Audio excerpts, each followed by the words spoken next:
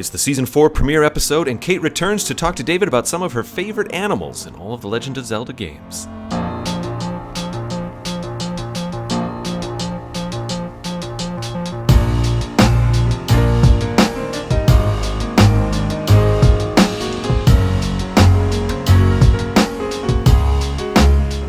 Hello and welcome to another Zelda podcast. I am David, and I am your co-host tonight. And tonight, I am joined by a very special co-host. It's me!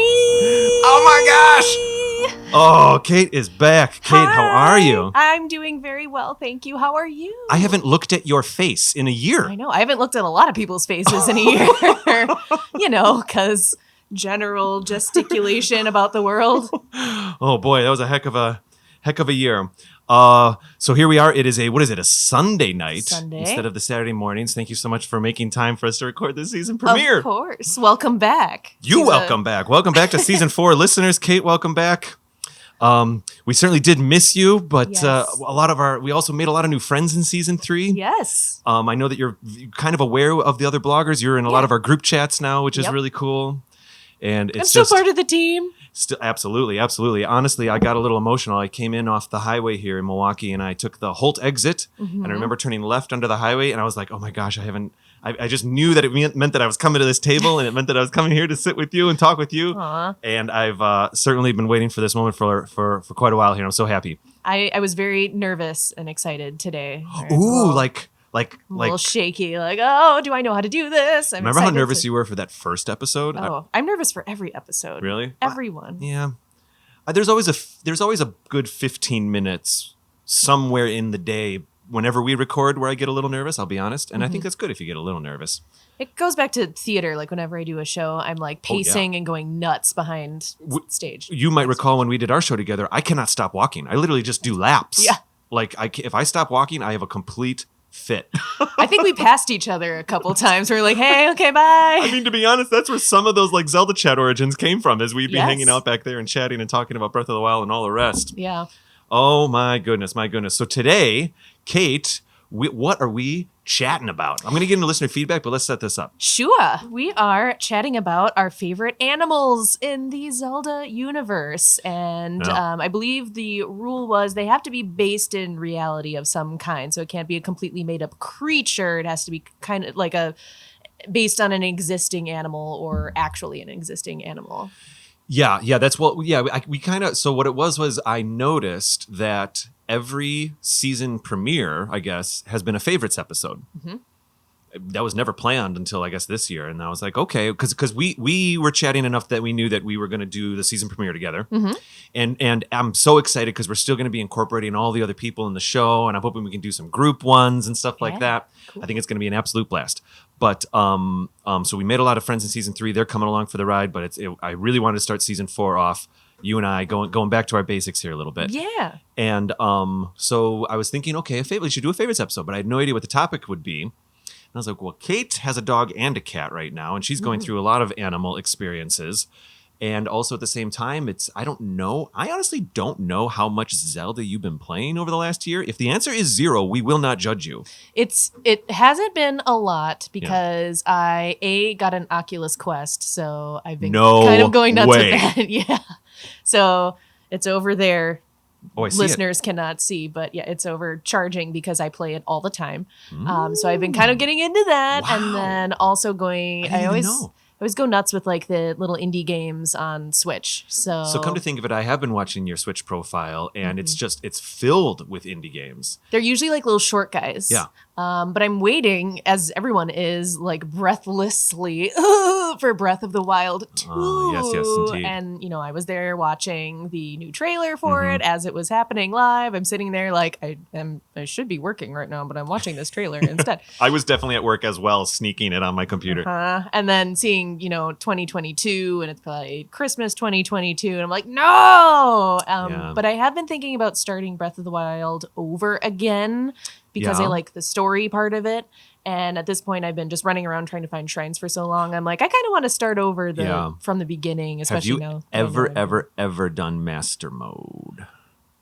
Did I? I thought I did a little. Maybe you dipped in a while back. Yeah. If you are going to start over, I would recommend just doing master mode because it really, what it does is it amps it up so much in the beginning that it does feel old but new. The game, you know what I mean? Okay. Like there's a Lionel in the Great Plateau, so that kind of freaks you out at first. But after a while, after like 10 hours in on master mode, it kind of, you just get used to that level of, I guess, difficulty, and it becomes pretty normal and actually really fun. And it does help the game feel slightly new again. I guess it's kind of second quest, like that for a Zelda game in a way. You know what I mean? Yeah, and that makes sense. And now that I know like what I'm doing and how the game works, and I don't need like a tutorial, although it doesn't really have a tutorial, but I know what I'm doing now, so that makes sense. So I went into I went into a second playthrough, and one thing that was interesting is it is an opportunity to go to different towns and get different abilities in different orders based on the first time you play. And I highly recommend it.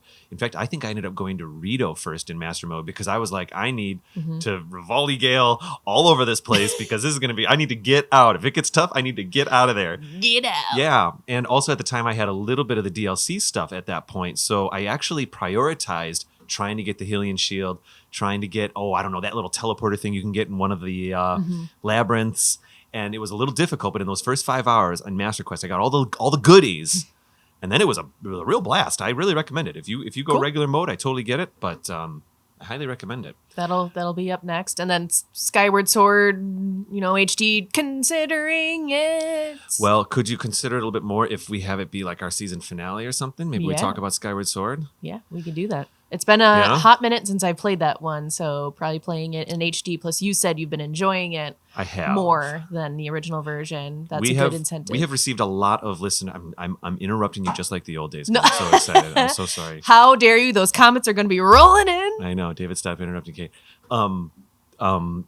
We have received much listener feedback, social media feedback about how we talked about the Skyward Sword, a possibility of a Skyward Sword, and how maybe you can put the sword to the right stick. Like 2.5, 3 years ago, we still get call outs. People are like, oh my gosh, you actually predicted it, blah, blah, blah. We came up with it, and I want to get paid.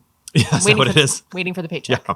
So. No, I just think it kind of seems like maybe the right way to go with it. But I will say, so it's been very busy. You and I are recording a week after AZP attended the Video Game Summit. Now that episode was a quiz episode. It's taken more in the post-production. So I don't even think I think it's going to be like episode 4 or 5 this season. Okay. But it's been a busy week. Yeah. So I've only jumped into Skyward Sword for maybe 2 hours total. Honestly, I think that might be what it is clocking in. I think I did like 2 1-hour sessions really early in the morning at some point last week and this week. Okay, fine. I'm playing Pro Controller mode. I'm not doing the motion controls. Okay. And I've goofed around with the Joy-Cons. They're pretty good. The Joy-Cons, it's okay, fine. It's not too bad. I'd say it's even a little better than the Wii Motion Plus stuff. But I'm loving the Pro Controller. All right. It with the exception of one thing, your sword is on the right stick. And as you might recall, Wind Waker HD and Twilight Princess HD and Breath of the Wild, it's free camera on the right stick. You know what I'm talking about? You can whip that camera all over the place. With Skyward Sword, you have to hold L shoulder, and it toggles the right stick to camera or sword. And the truth is, the default is no button at all, and the right stick is sword. Okay. But if you hold L, then it goes to camera mode. But I really use the camera a lot when I'm running around. I don't know if you do too. Yes. And so it's not a complaint, but I'm finding I just hold that L button down almost all the time, and then I let go when I'm going to fight something. I kind of wish there was like a toggle to switch that. Yeah. Because I'd be much happier to just be like, I'm in fight mode, hold it down, and then ///. Yeah. But in every other way, it's an absolute pleasure. It feels like I'm playing Twilight Princess HD or Wind Waker HD. It's great. Okay. Think about it, and I'm thinking because also I don't want to put the cart before the horse here a little bit, but even we've had a co-host, Dan McCoy, come on a couple times. He, as you might recall, doesn't know much about Zelda games. He played Ocarina of Time and Breath of the Wild, and that was it. And so we always used his unique perspective when we had him on an episode. He's told me, he said, I kind of want to start at the start. I would like to start with Skyward Sword. He told me this like a year ago before the HD thing even got released. I was going to lend him my Wii for him to just try it. My Wii U or whatever. I was like ready to give it to him. Yeah. And then this happened. So he's also kind of willing to give it a go. I think we've got a good 6-7 months here. Just stew on it a little.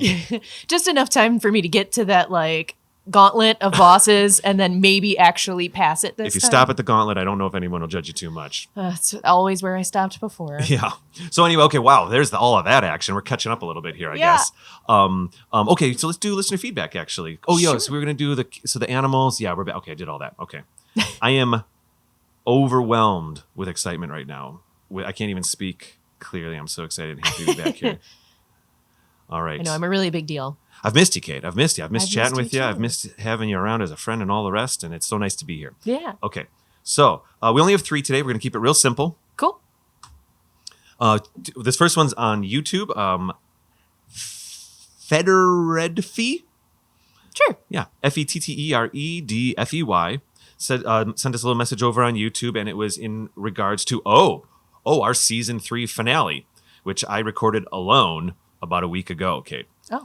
Yeah, we got it out there. It was really just season 3 was so difficult to really wrap up. Yeah. That I just wanted to do a single episode where I just kind of at least tied a bow around season 3 while we went into season 4. So it just didn't just hang out there, without an ending. Sure. So to that, I actually don't remember this comment. To that, Federed Faye said, "Oh, this was a good episode and a reminder of what we've been through," because it was essentially how in Community season 4 was the gas leak season because the writers changed. In no way, shape, or form was season 3 a gas leak season because we made so many new friends and we found out so many different ways to make new shows. We learned about how to make quiz episodes and all. The show evolved because of season 3. Sure. But it was definitely like the COVID season. There's no denying it. Sure.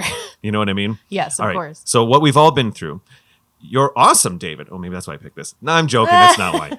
You're awesome, David. I'm excited to hear about season 4. This shutdown has allowed me to find the 5 Zelda YouTubers I listen to at work. Blessings to the whole crew, and can't wait for the new content. Greenheart, Blackheart, Blackheart. Portland Gothic Zelda fan. P.S. My favorite animals are Hillian Boars and Bloopies. Maybe I should have saved that because in the episode I said that our first episode. So I guess our listeners know that we're doing animals today. Gotcha. The Hillian Boars, I'm thinking that's Breath of the Wild. Maybe they're the boars you hunt in the beginning. Yeah. So I'm actually really excited to read this Federed Fae because I almost put the Hillian Boars in some of my favorites today. Just because they're that first animal that you're in Breath of the Wild. They're that first animal you see, maybe a deer, but you kind of see that boar and you're like, oh, I'm in the wild. Yeah.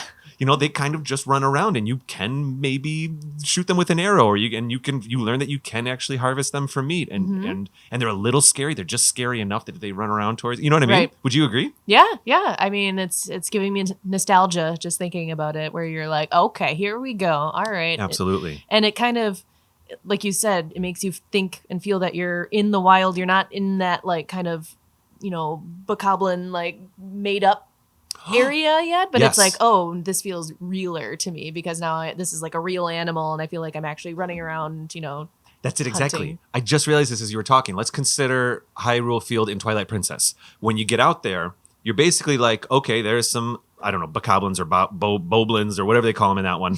And then you've got some crows and you've got the weird runny things. But everything there is essentially an enemy. And if they see you, they come at you. And I think what's cool about those boars is that was maybe the first time in a long time. Maybe you kind of got the passive chickens. You've kind of got some squirrels and stuff in some of the 2D games. But I think for me, the reason that boar was exciting to see is because you're kind of like, oh, that thing doesn't care if I'm here. And It has its own life and it's living, its own AI. And maybe I can scare it away if I walk too close. Right. And that's really exciting. The Bloopies. Do you remember the Bloopies? What the heck is a Bloopie? I think that's from a very early Maybe I'll game, search isn't it. Maybe I'll search it during the break. Let me consult. Give me 15 minutes to consult my Zelda encyclopedia. Yeah, I think it's like the just type it in. blooper, like the ones in Mario games, because I know that they are in some Zelda games. Yeah. Fair enough. And maybe that's why this person likes them, because it's the little crossover element. Yeah, I like that too. Here we go over on, there's a throwback here. Blake Bartels over on YouTube left us a message on the Ocarina of Time episode. Hey! Episode 8 from season 2, way back in the day. That was a great episode. I really like it. Yeah. It's like our second or third most popular episode, Kate, so that's a lot of fun. Blake says, this podcast is perfect. Wow. Of course. I've been binging it all day, every day at work for the past week. Ocarina of Time is easily one of my favorite games in the series. I've beaten it 28 times. Oh my goodness. And counting. And you can probably guess that this was my first Zelda game ever played. You talked about the Shadow Temple quote, and I thought personally that it almost had a reference to every to Everyman boat that leads to Hades. You know what? I missed. There's a little typo here. You talked about the Shadow Temple boat. Mm-hmm. And I thought personally that it almost had a reference to the Everyman boat that leads to Hades in Greek mythology. I could see some of that. Yep. Just wanted to extend my thanks to you, David and Kate, for such an entertaining podcast. And if you ever revisit Ocarina of Time in another episode, I'd love to try and help you with anything. This is starting to happen with the fans. It's very, very cool, this relationship that we're starting to build. Or if you don't understand some part of it, thanks again. And can't wait to continue listening. Well, Blake, who played Ocarina of Time 28 times. Definitely an expert. We might have to reach out. That's super cool. Super cool. All right, last but not least here, Kate, we have a very recent iTunes review or Apple Podcast review or whatever it is. Mm-hmm. This is just, as of this recording, this is like 2 days ago. Justin's Out of Town Girl is the screen name here. And, I just realized what that meant. Grateful fan. Hi, my name is Elizabeth. First of all, thank you for all of the work that goes into this show. I have been driving a lot this summer for work, so I looked for a new podcast in late May of 2021. I grew up watching my cousins play Ocarina and Majora, and then grew up watching my sister replay those and continue on with Twilight, Skyward Sword, and Breath of the Wild. I was never skilled enough as a child to play, so I received the title of the Googler, in quotes, for my sister when she got stuck. I'm getting married in August 1st, 2021. Wow, that's just a few days away from the recording of this episode. Yeah. Congratulations. Happy wedding. Yeah. Therefore, I moved home to my family for my last summer, and I was craving nostalgia from Zelda. I picked up our old Wii that had Ocarina of Time and Majora on it, so probably the Virtual Console, and began to play. This time, I was actually slightly skilled enough to finally beat the games. For doing this, I found a new angle of love for the game, which led me to finding this podcast randomly. Hopefully it was just like some kind of weird search or something. I've listened from season 1 to finally reaching the current episode, and I'm just so impressed. Thank you, AZP, for giving me the best content this summer, and I'm looking forward to more. P.S. I almost cried when I heard David say season 4 is going to kick off with his old friend. Aww. Smiley face, smiley face, smiley face. Sorry for the long message. Whoa, this really lined up well. Wow, how timely. That's so sweet. Oh, wow. Okay, well, thank you so much for that review and, frankly, that message. Have an amazing wedding. Yeah, we really hope it goes well. Oh. Certainly. Okay, Kate, we're doing a favorites episode. Okay. We can talk in any order or anything we want, and I just got to say, I got a lot of cats. My list is like almost all cats. So many cats. I have lots of different things, so I can. Oh, you got the notepad, the paper and pen, and the notepad is on the table. I've missed this. I'm old school. Holy cow! I remember things better when I write it down. Yeah, I get it. There's 2 pages here. 1.5.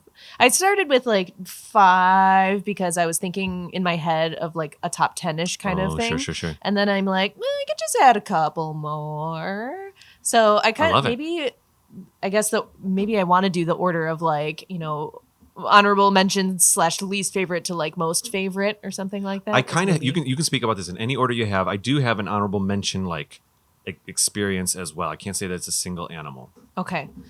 Me too. What do you got? Really? Me too. I wonder if it's the same. Let's do that one first. Wait, really? The honorable mention first? Why not? Mine. Do you want to do it later? Is my honorable mention, which was going to be just like a throw. I guess I have 2 of them, actually. I just looked. Okay. Nope.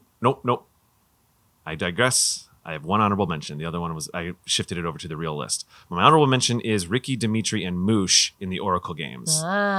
So you're familiar but not familiar. Right. And when I was looking up, just to make sure there wasn't something that I was forgetting or missing, because I obviously had some in mind, but then I go to I'm the Googler for myself. And I was looking at that up and I was like, a kangaroo named Ricky has got to be on this list, even if I don't even know anything about this character. So I am not surprised that is on the list just because of what it is. The reason they're my honorable mentions. So Ricky, Dimitri, and Moosh, of course, are the 3 different, I guess, mounts that you can get in the Oracle games or whatever you call them. I think an encyclopedia refers to them as just as like, I'm being stared at by Milo right now.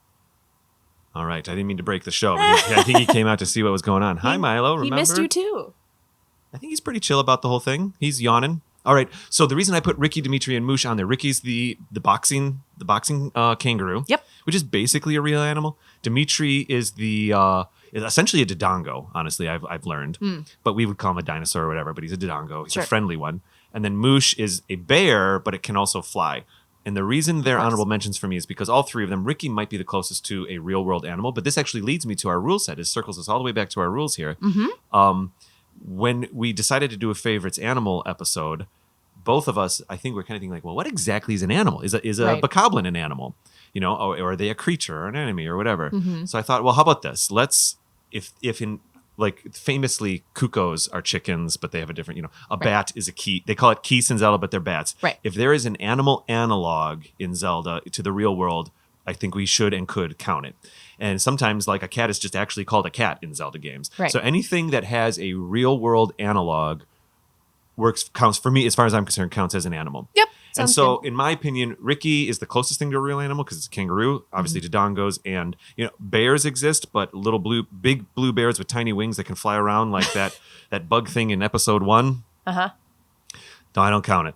So, and even Ricky with his like boxing gloves is a little bit of a stretch. So they're my honorable mentions. Okay. Fun mounts. I don't know. What was yours? Any dog in Breath of the Wild. What?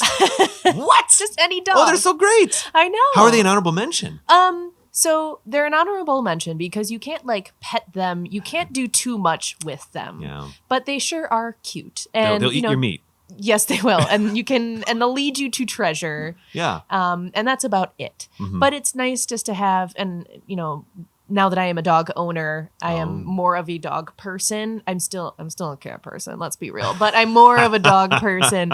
So now when I see a dog in a video game, I'm like, ooh, you swoopy boo boo boo. And I want to pet it. Yeah, no, I hear you. We both live with one dog and one cat right now. Yes. I just realized. And probably forever now at this point, as long as those animals are around. Yeah. Yeah, I'm getting used to the dog thing. Yep. Personally, if I may just speak personally for a second, we have a pretty nice dog.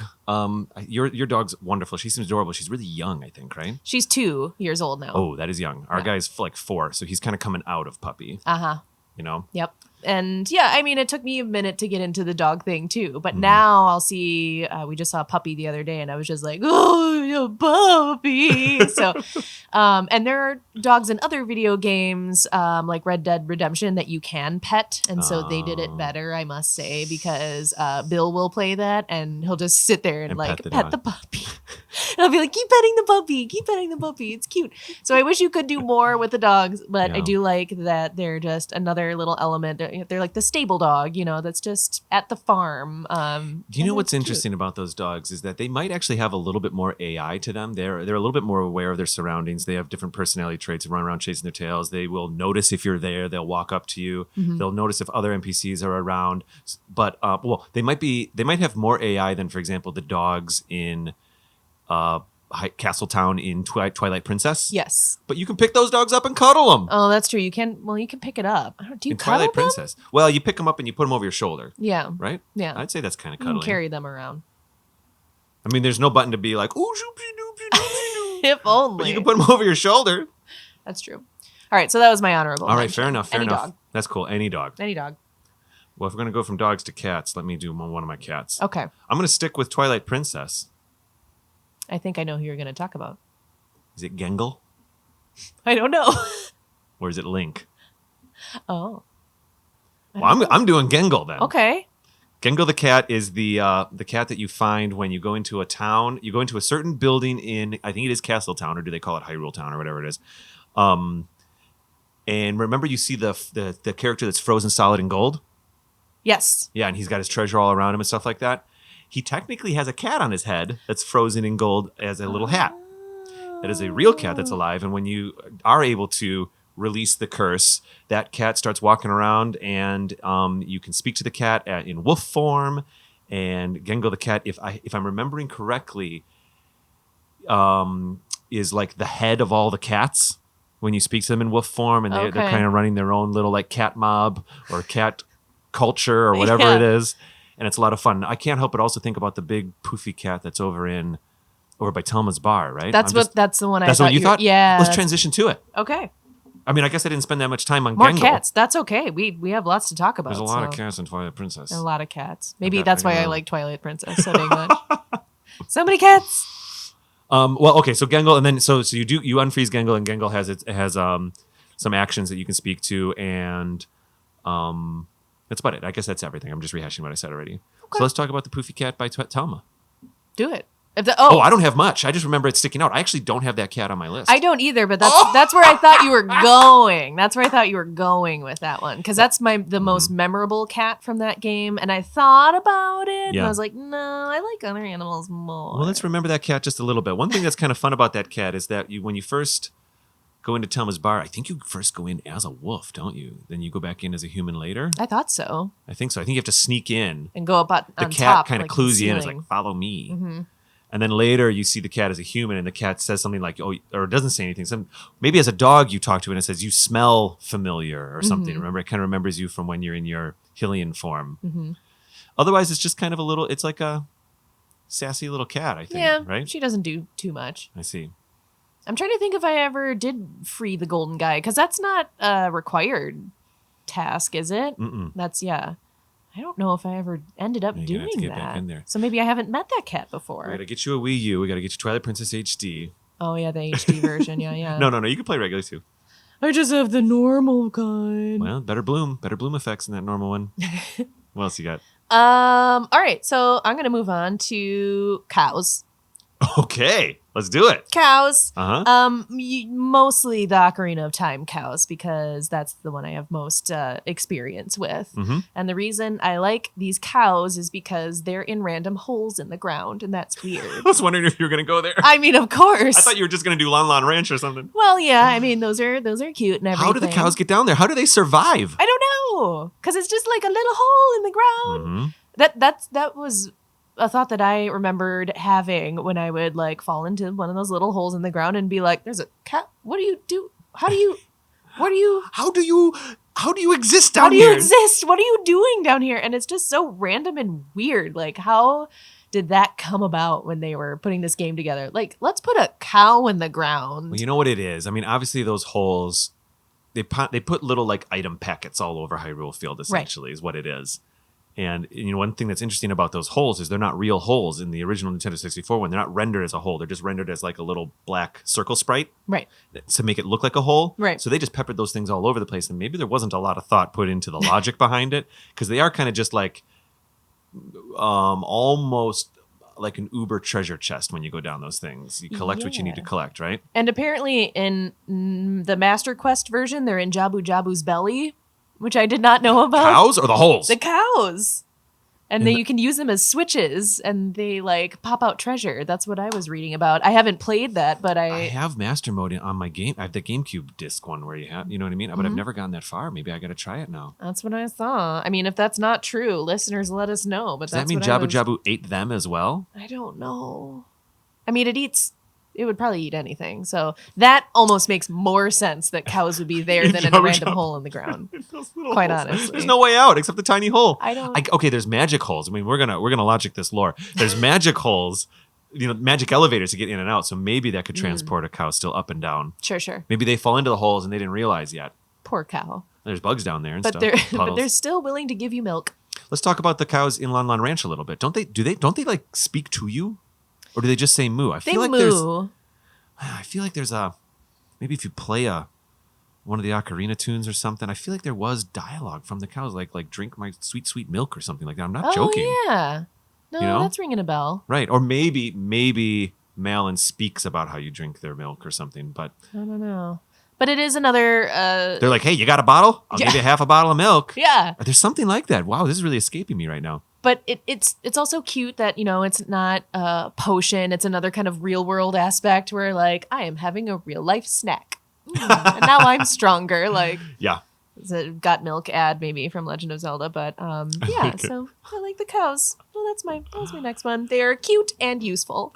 All right. Well, I won't go full cat for this next one. Full cat. I'd like to speak, and you might recall these characters because we played Minish Cap back in season 1.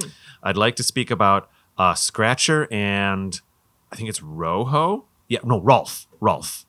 Scratcher and Rolf are a dog and a cat that really despise each other, and they live in 2 different houses. But the thing that's tricky about Rolf and Scratcher is that their owners are in love with each other. Do you recall Juliet and Romeo?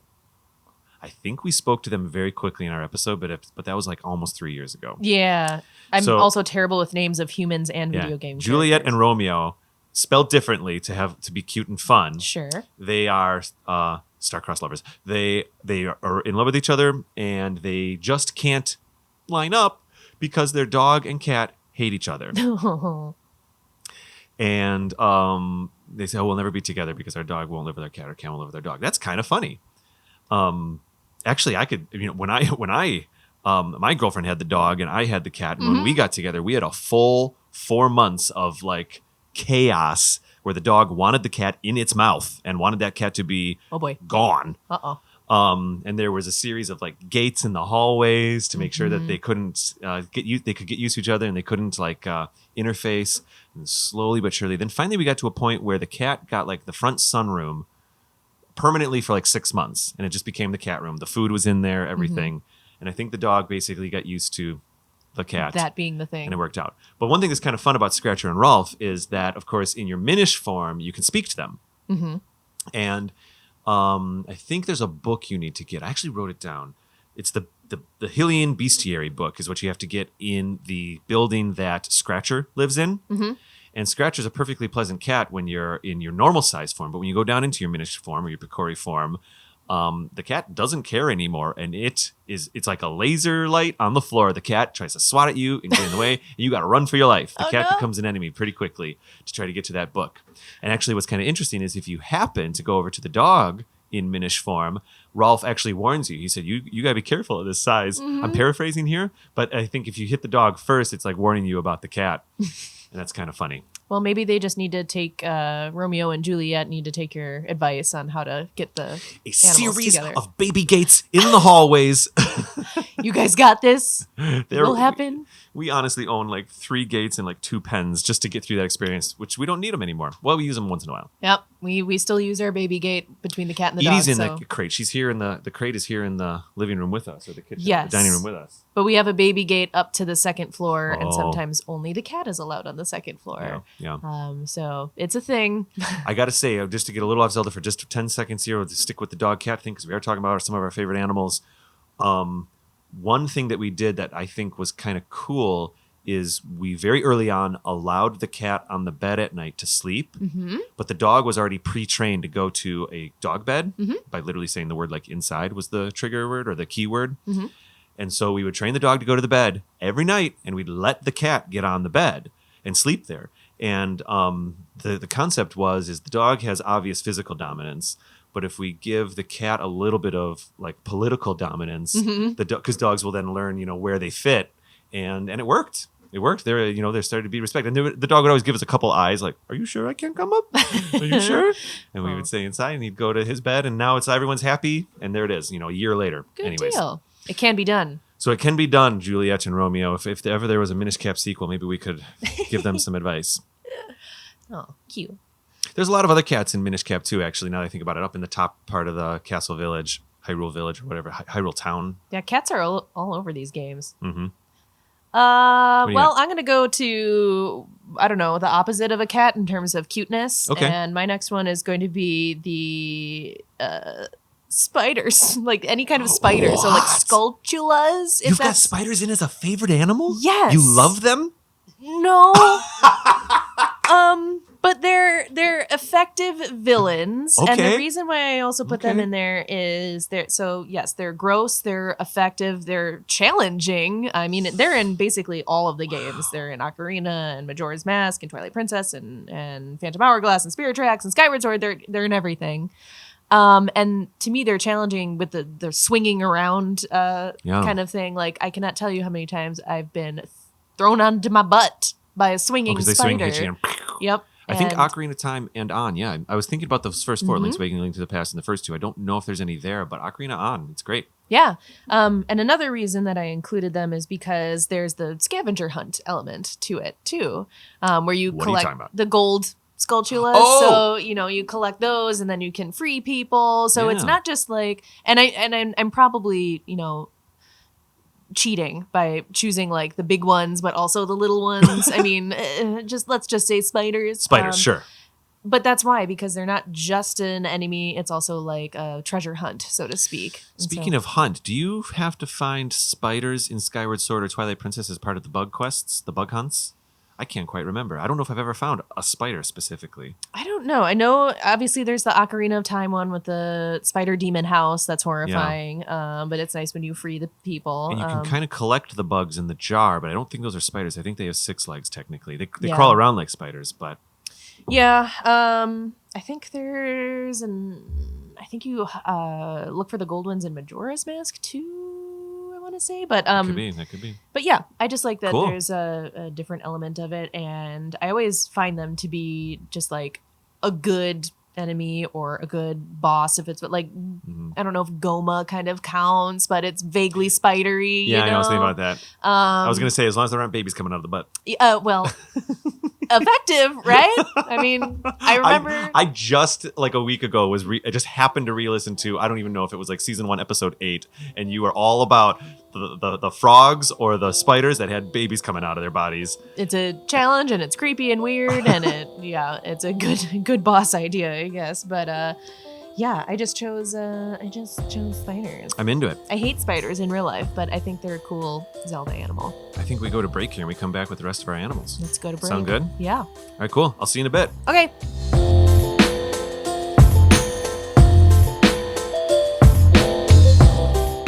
One heist. 6 plots for betrayal. When Raya Cautela cons 5 other thieves into helping her steal a magical artifact from the most powerful man in the world, she knows she's playing with fire. What she doesn't know is that the rest of her crew is just as underhanded as she is, and they all have plans of their own. M.J. Kuhn's Among Thieves, a fantasy heist novel full of twists, turns, and betrayal, available beginning September 7th wherever books are sold. Visit mjkuhn.com for more details.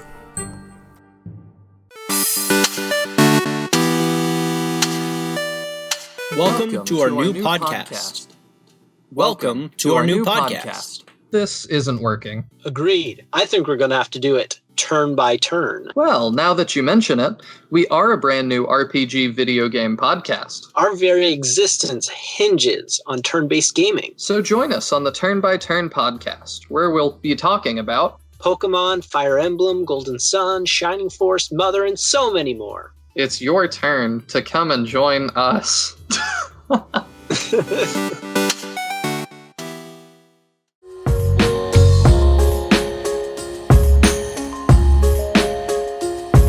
And we are back from the break.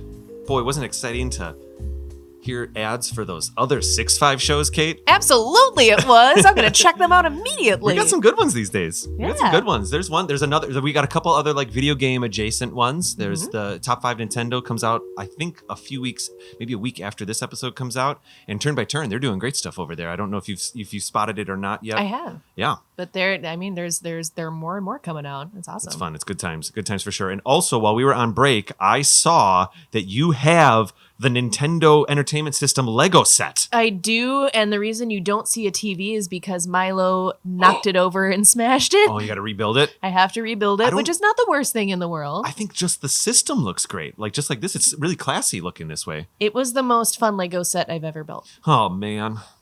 That makes me want to do it. I mean, it's not cheap, but I spent one of my favorite days that I took off. I just took a day off of work. And no, I didn't take the day off. It was like had the a day holiday. Off or something? Yeah, I had the day off. And I took Edie for a long walk by the lake. And then I came back and I was listening to this podcast that was this amazing story of like a con artist and like a true story. And I couldn't stop listening. Cool. So I get home and I'm like, well, time to build Legos because you can Lego and listen. Yeah, Lego and listen. And so I dumped out all my bags and I just spent hours building this thing. You got through that in a day, but it was hours? No. So it was already a little started by then, but that was like the bulk building that I did on that day was just listening to that podcast, like episode, and building it. And it was so fun. There are like little hidden details everywhere. It's gorgeous. It's so cool. We're looking at, I don't know if we were, just to be super clear, I'm looking at the Nintendo Entertainment System Lego thing that came out about a year ago. And I'd say it's maybe 80% scale, but in every other way, it's like exact. Yeah.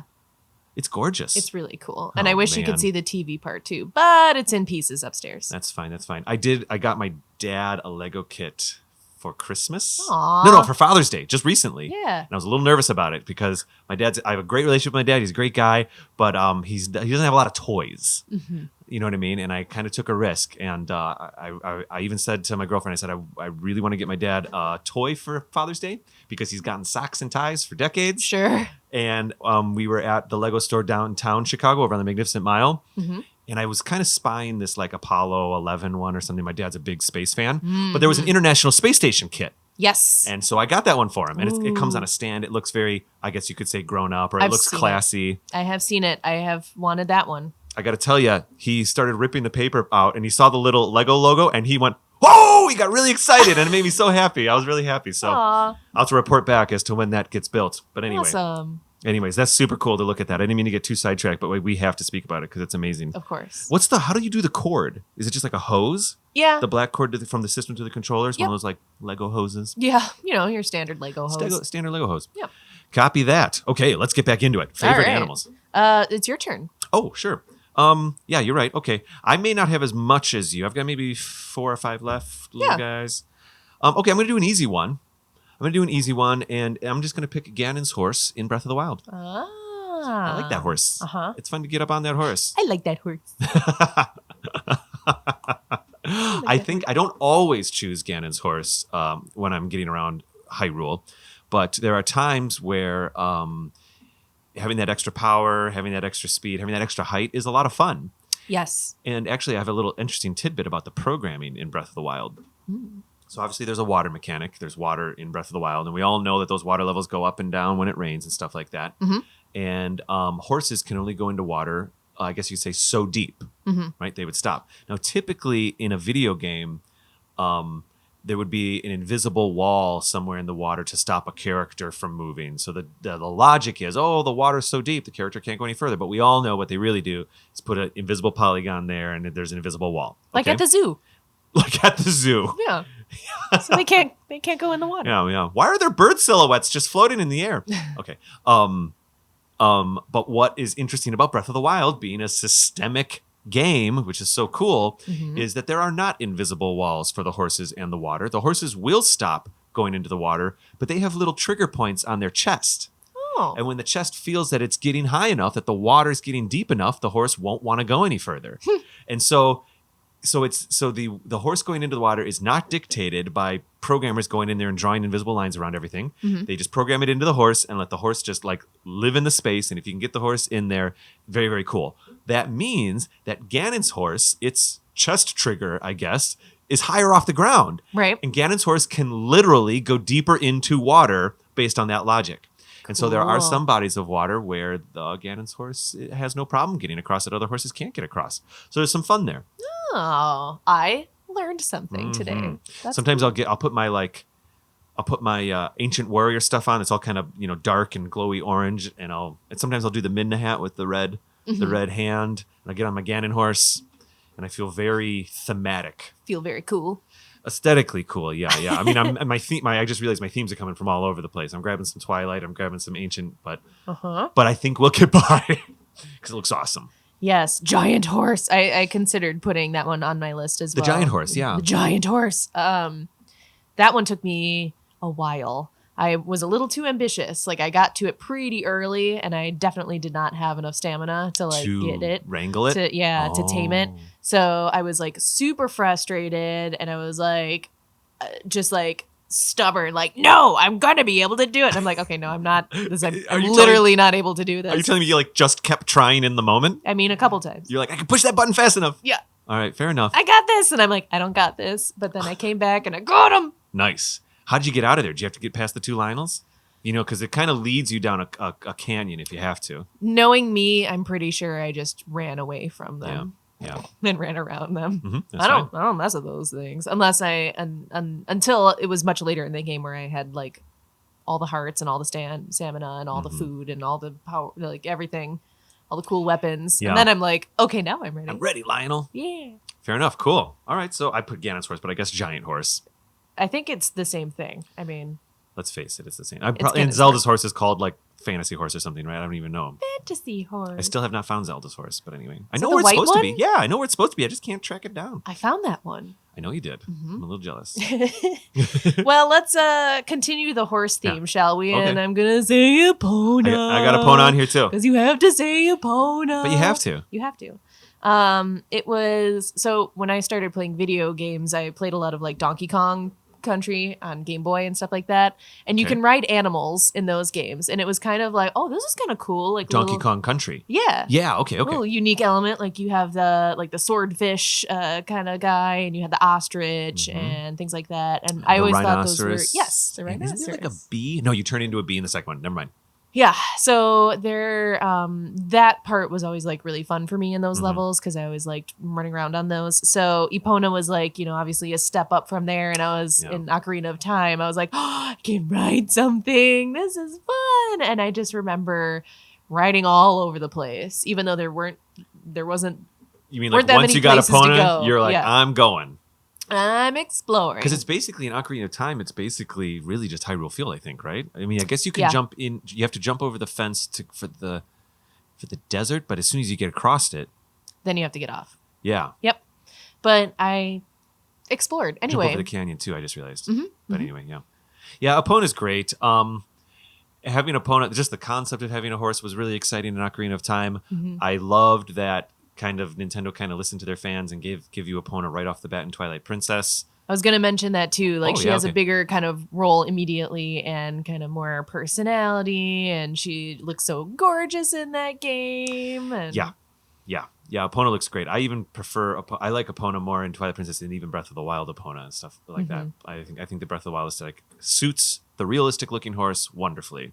And I think that's one of my favorite like cutscenes in a Zelda game is when you get her in Ocarina of Time and she rears up and it's very dramatic. And I was like, you jump over the fence and the camera angles are down low and they look up and it's all this stuff. Yeah, which it's is very so cool for back then. Yes, like, it was. Had not seen something like that, especially me. I'm like coming into this. Like, camera angles were like an exciting thing. Yeah. And if I recall, you kind of just found Zelda Ocarina of Time, at least you just it's like a friend recommended it. I think you just kind of rented it or something when you were younger, right? Yeah, it was just a random thing. I had heard of Legend of Zelda before, but I didn't know anything about it, and then I just played that and my life was changed forever. Let's see, where else do we have Epona? Epona is very special in the beginning of Majora's Mask. Epona's not really in Majora's Mask too much, but Epona appears in the beginning. Young Epona does, because you technically go back in time to the child part. And Link is looking for his lost friend in Majora's Mask, and he's just on Epona, and Epona's with him, and then Skull Kid steals Epona in the very beginning. This isn't spoilers. It's all very scary. I played the beginning at least. Yeah, So you know this stuff. You know this part. Yes. Yeah. There's a lot, and that's the same Epona from Ocarina of Time, so there's a nice connection there. Yeah, and I like Epona's song. Like that was always one of my favorite little melodies from the game. Yes.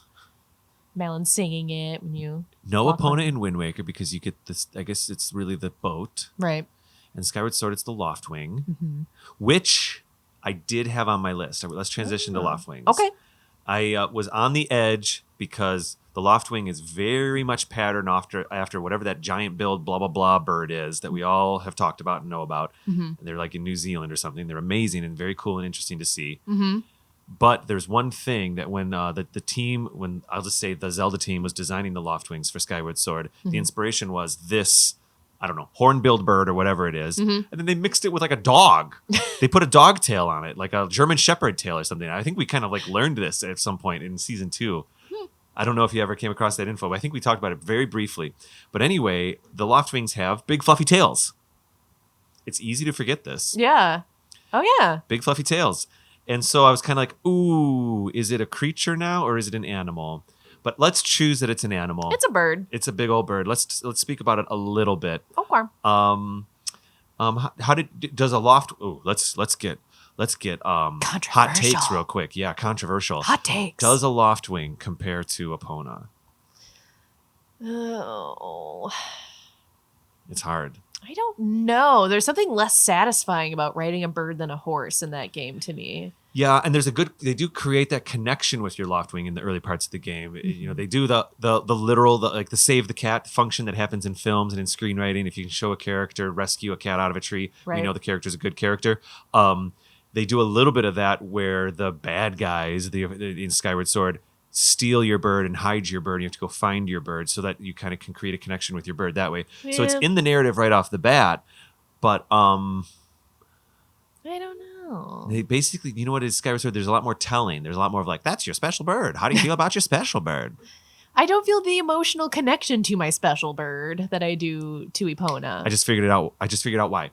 Because when you can't just hang out with your special bird. And you can just stand next to Epona. You can get off Epona and walk around and go back to Epona and ride Epona.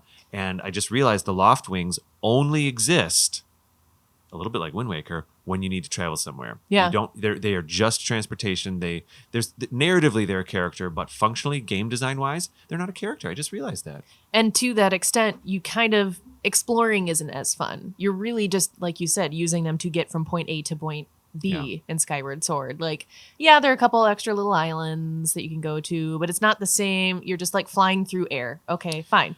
But you're not coming up to unique things. I don't know. It doesn't feel the same. Well, I think what it is, it's a line of sight thing, honestly. Because once you're in the sky, it's more like, what's that little speck over there? Right. I'll go see what that speck is over there, and then you fly towards it. Right. Whereas, certainly in Twilight Princess with Epona and a little bit of Ocarina, your line of sight's broken by trees and brush, and so what's around this corner? What's this here? You know what I mean? Like Twilight Princess Epona is in the Lost Wood, not the Lost Woods, but in the Faron Woods and stuff is very, I guess, satisfying to walk around and go talk to the gentleman that has the birds in his hair and like it's going all over with Epona. It's great. There's a big sense of adventure there, and you do kind of quote unquote like you exist with Epona, you live with Epona in the space, and I think that's the difference. Yeah, I think the Loftwings are adorable. They're very majestic when you see them fly, when you see these characters fly around on them.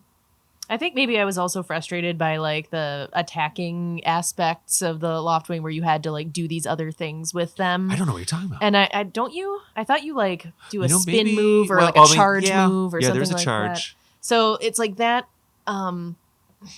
And there's flapping. And I'm not very good at stuff like that, so that was probably like frustrating for me. I will say all that stuff is mapped to buttons in the HD one, and it's nice. Okay. Kind of just, it's very Star Fox. It's like X goes forward, B is back, A is flap, and you just steer around with your control stick. And Though, you're done. A quick note, the steering in Skyward Sword is not inverted. So up is fly up and down is fly down. And that was a little hard for me because I am kind of trained by Star Fox, but you can switch it in the menus.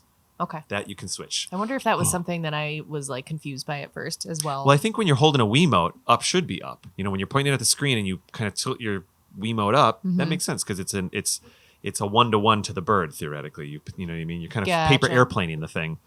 So I inverted it and it was great. But anyway, okay, Loftwings. Okay. Fine, Loftwings. We see you. All right. Okay. My next one is Wolf Link. Oh, great. Yeah, let's do it. Does that count? I think it's fine. Yeah. Okay. Because it's not a werewolf. It is based on a wolf. Yeah, exactly. And it's, fine, technically Link. But the reason that I picked Wolf Link is because it's like a totally different character. You can do different things than you normally could. So it was a whole other exploratory element. And I know you've talked about like how the scent, tracking the scent was kind of like meh, because there's a very clear path. And that's not the wolf's fault. Right. But that, that's something different about the game, something different that you can do. You can warp as the wolf, and me being lazy, I love to warp. So I appreciated that very much. I want to interject real quick. When I was playing Twilight Princess HD and I got to those scent segments, I found myself turning the scent on and off a lot more and kind of it was less of a thing. I think the first time I played Twilight Princess, I was so, I'll say it, like scared that I just stuck to that little scent path and ran as fast as I could. And now I was kind of exploring more, and it wasn't as rough as I've said in the past. But anyway. Gotcha. Yeah, Wolf Link is great. Yeah, I like the energy attack that he does with Midna. I don't love the attacks that Wolf Link does by himself. I find those to be kind of like hit or miss. The snap. Yeah. Because you can miss someone really easily. Because he kind of lunges. I'm sorry. Yeah. And so I didn't have, really great accuracy luck with that one. But I loved the like force field, and then you go rah, rah, rah, rah, rah, like back and forth from 5 different ones. Like I thought that was a really cool way to attack the group. The charge of, up? Yeah. Mm-hmm. Yeah, I just thought it was a really cool part. It was obviously different from anything that had been. Well, I guess not super different, It's pretty different. because he's turned small before, and he's turned into other kind of characters and creatures before. But the wolf to me was just like really cool. I like the fact that he's on 4 legs, not 2. He doesn't have hands. He has a mouth to kind of grab chains here and there. But I thought it was really neat. I thought it was very cool. Yeah. And actually, I have a little bit of info about Wolflink. 3 days ago, I was in a bookstore. There's a couple cool nerdy bookstores in my neighborhood in Chicago, and I came across the first issue of the Twilight Princess manga. Oh. Actually, I have it with me. I was going to pull it out. I just accidentally have it in my backpack right now. But anyway, I started reading it just yesterday, a couple chapters in. And the first chapter is kind of a prologue to the video game. And so the second chapter starts with Link and the, not the uncle, but Link and the man on the water locking up the gate and stuff. Yep. But the first chapter is Midna in her like princess form. And Zant, and there's a little bit of pre-story about what happens with Midna and Zant and how Zant takes over the Twilight Realm. Oh. I think it's basically canon. It doesn't seem too kooky. It seems like it's following, I think we could accept it as canon, but there's a whole thing where Zant turns a bunch of people in the Twilight into those creatures, our little creatures. And anyway, to my surprise, towards the end of the first chapter, when Zant and Midna are, I guess, battling, it's not like a big battle or anything, but they're Midna's trying to deal with Zant taking over. She has a wolf that comes to her aid that's like her pet or whatever and attacks Zant. And Zant, I'm not sure exactly what's happening right now, but this is a little dramatic. I apologize, but magically eviscerates this dog. It just evaporates. He does his energy powers and the dog disappears. And Midna says that she's she has nothing left or whatever without this dog. So I think what's going to happen is somehow that dog is coming back into the fray, and then she's going to channel that dog's spirit or something into the Wolfling. Yeah, I think that's her dog. How else does he get there? Why a wolf? So that makes total sense. So I can't wait. I'll let you know what happens with this story. But I think that wolf came from a real place, which was her dog in the Twilight. Cool. Very neat, huh? That's awesome. I was excited to see that. Because when the wolf first jumped into frame, it's a manga. But they showed it, I was kind of like, what? What? Link isn't here yet? Who is that? Yeah. All right. Awesome. Anyways. Yeah. Okay.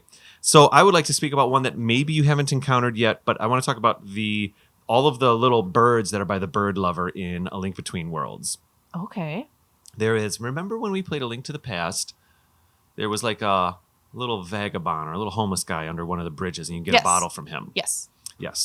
There's a similar character in A Link Between Worlds, which I'm happily very slowly playing on the 3DS right now. I like it a lot, but I kind of have to take it in spurts.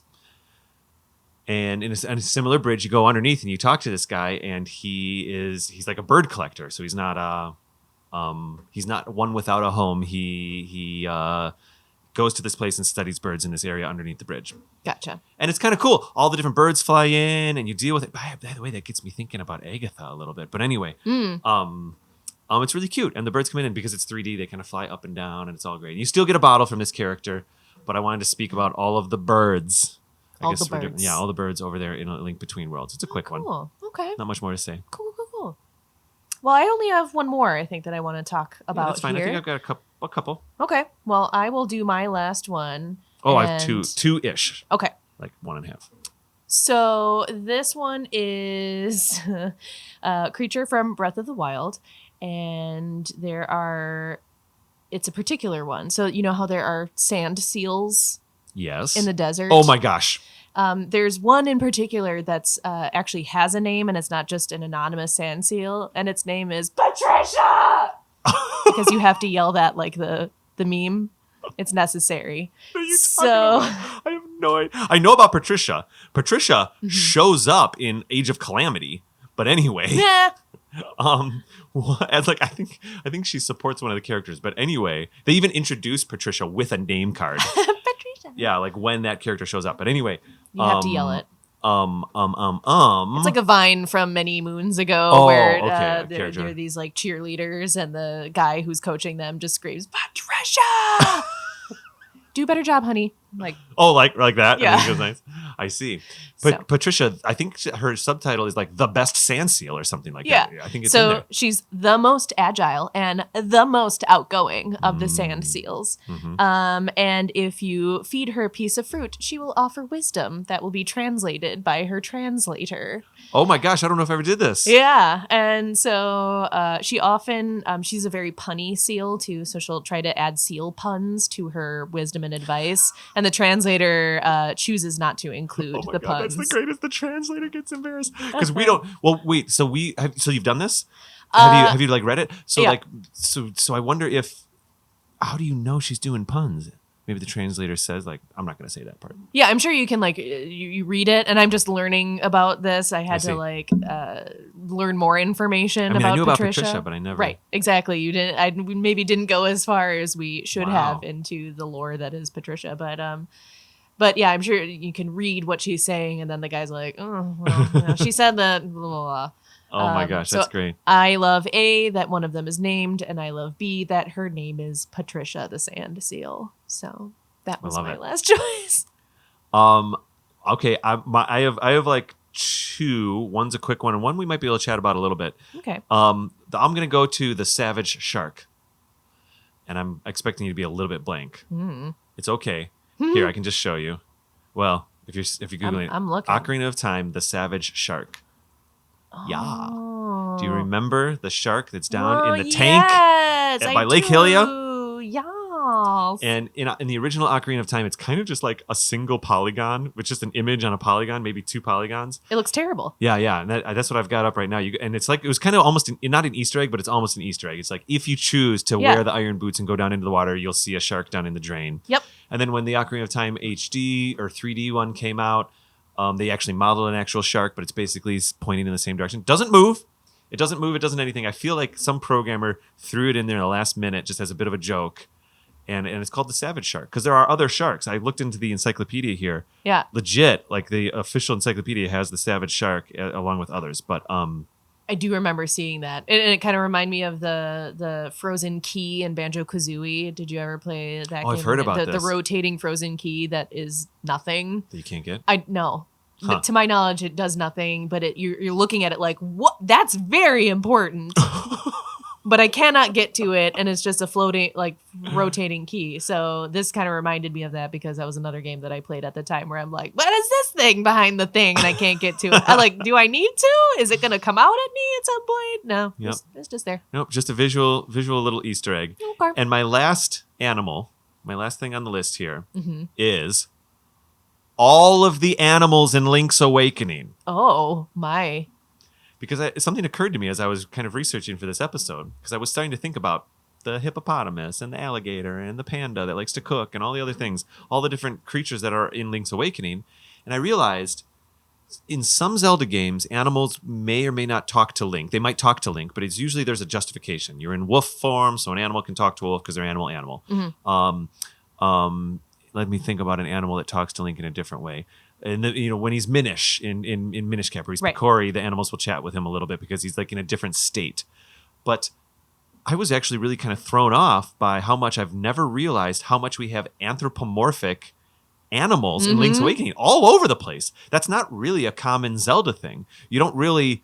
I mean, I stand corrected. The Rito are human birds. Yeah. I guess maybe that's not quite accurate. But like there are just animals all over Link's Awakening, and they all chat and talk, and they all function like humanoid type animals. And I don't know, maybe are there any that just off the top of your head kind of stick out for you? I know you've dabbled into the Switch version a while back. Yeah. The alligator always stands out for me because he like has a fun little accent. And then I think he might even be the painter. And then the hippo's being painted.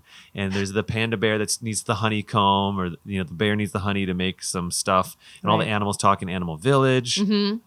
I remember Animal Village, but yeah, I guess I didn't have one like stick out to me. That's okay. Honestly, it was hard for me to have one that sticks out because I remembered there were just so many of them in that game all over the place. And then I remembered that's super weird. And then I remembered, that game kind of doesn't exist in reality. And so that makes a little bit more sense. That's what I got.